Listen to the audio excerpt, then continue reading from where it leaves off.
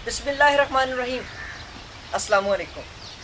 ख़वातीनो हज़रात, दुनिया के जब भी अजीम असातिज़ा का ज़िक्र आता है, दुनिया के जब भी अजीम राइटर्स का ज़िक्र आता है, तो ये मुमकिन नहीं है कि इशफाक अहमद जैसे इंसान का नाम सरे फहरिस्त नज़र ना आए। इशफाक अहमद साहब ना सिर्फ लिखते थे बल्कि बामकसद लिखते थे। तो मैं अक्सर ये बात कहा करता हूँ कि लिखना एक आर्ट नहीं है बल्कि बामकसद लिखना एक बहुत बड़ा फ़न है। ख़वातीनो हज़रात, उस्ताद वो है जो इस दुनिया से रुखसत होने के बाद भी लोगों के दिलों में बसेरा करता है। इशफाक अहमद साहब एक ऐसे उस्ताद हैं कि जो इस दुनिया से रुखसत होने के बाद भी हमारे दिलों में ज़िंदा है।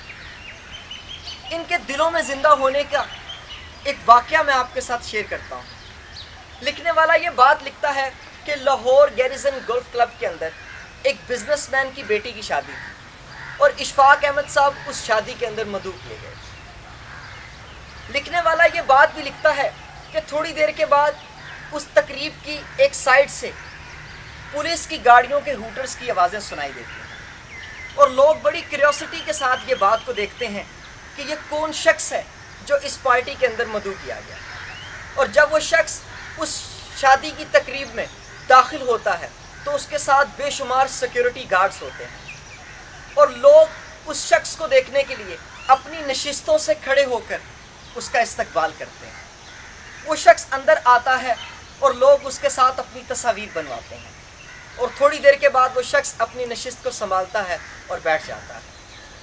थोड़ी देर गुजरती है तो लिखने वाला ये बात भी लिखता है कि जिस तरह पहले उस शख्स के आने से लोग अपनी सीटों से खड़े हुए थे, और ये बात मैं आपको बताता चलूं कि वो शख्स जो पहले सिक्योरिटी के साथ उन गाड़ियों के हूटर्स के साथ उस शादी की तकरीब में दाखिल हुआ, वो उस वक़्त का गवर्नर पंजाब था। अब लिखने वाला ये बात लिख चुका कि जब दूसरी बार लोग अपनी नशिस्तों को छोड़कर खड़े होना शुरू होते हैं तो लोगों के जहन में ये बात आती है कि शायद अब परवेज़ मुशर्रफ साहब इस तकरीब में दाखिल हुए। लेकिन दूसरा सवाल ये होता है कि जब गवर्नर पंजाब इतनी सिक्योरिटी में आ सकता है तो हाउ इट कैन पॉसिबल कि इस मुल्क का प्रेसिडेंट विदाउट सिक्योरिटी इस तकरीब में दाखिल हो सकता है।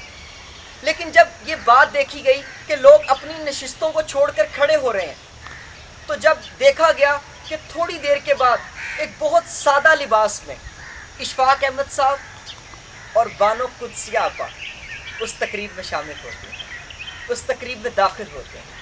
और लिखने वाला ये बात भी लिखता है कि उस तकरीब में कोई एक भी शख्स ऐसा नहीं था जिसने इन दोनों का खड़े होकर इस्तकबाल नहीं किया।